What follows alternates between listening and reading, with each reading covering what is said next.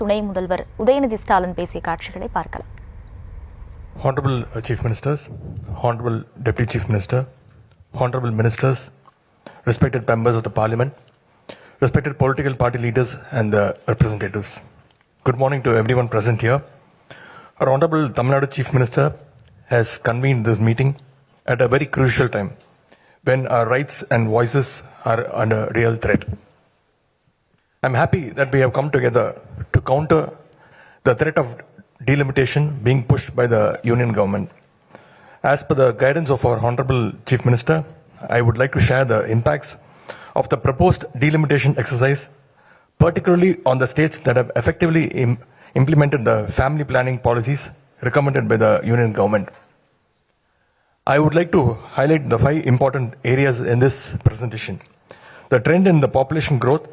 Number 2, the history of delimitation exercises. Number 3, the possible delimitation scenarios. Number 4, the impact on states like us. And number 5, the why we need to join hands right now. For decades, states present here have made significant efforts to control and manage the population growth.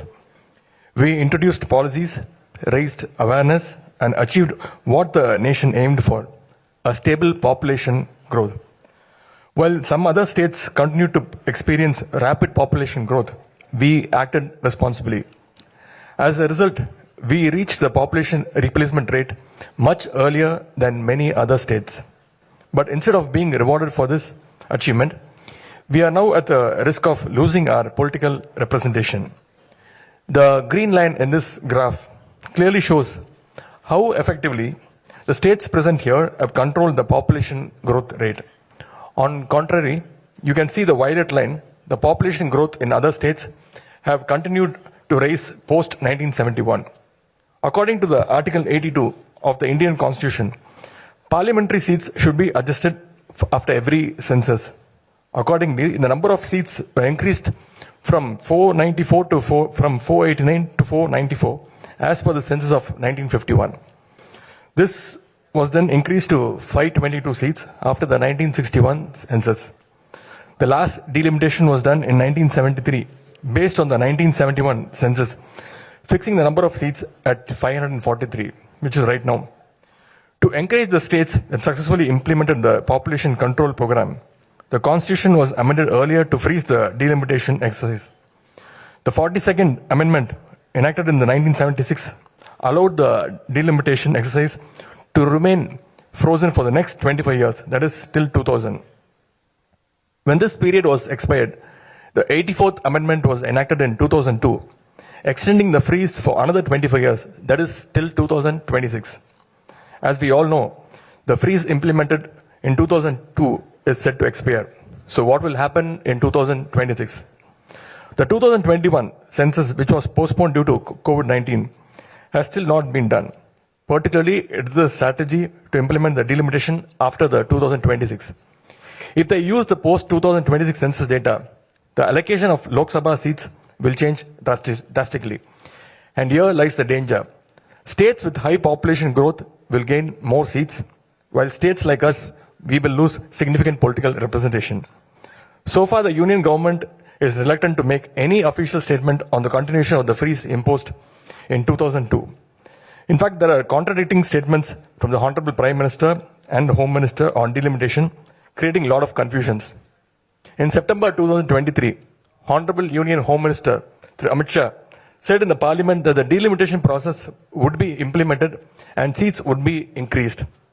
However, Honorable Prime Minister Narendra Modi, addressing an election rally in Telangana in 2023, said that if the delimitation exercise was implemented, southern states would lose around 100 seats.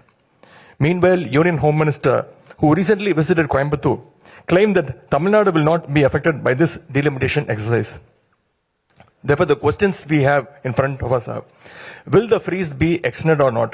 Will the number of seats remain the same or will it increase? If increased, what will be the number? On what basis the seats will be distributed among the states?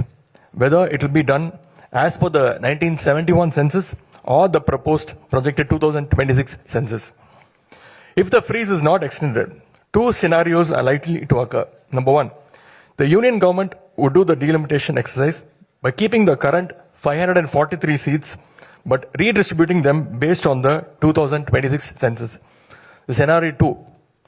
Alternatively, the seats may be increased to 848 and then distributed after the 2026 census. In both the cases, we will lose our representation significantly.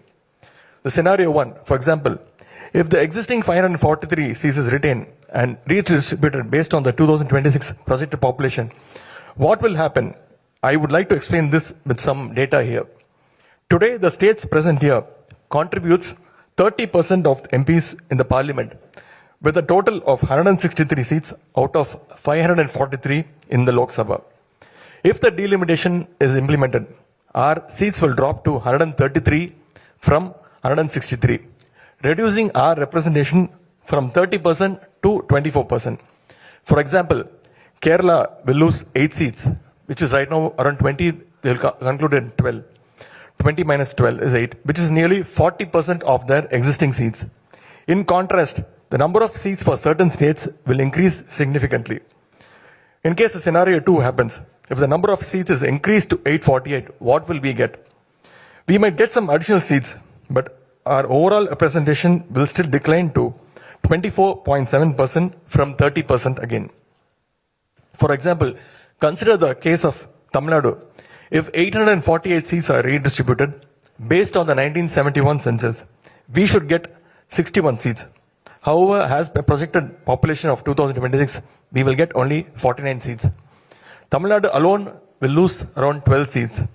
Kerala will lose around 11 seats. Andhra and Telangana together will lose around 11 seats. And as a team, 7 states present here will lose a total of 44 seats. So what are the possible threats here? The delimitation would unfairly increase the representation for some states while reducing our current representation, giving undue advantage to few states such as Uttar Pradesh, Rajasthan, Bihar and Madhya Pradesh. While the 7 states present here are set to gain 65 seats, the above mentioned 4 states will get additional 150 seats. National policies on agriculture, industries, jobs, regional development could be dictated by a few states, sidelining our needs. The formation of union government would be disproportionately influenced by few states, significantly weakening the political voice of our states.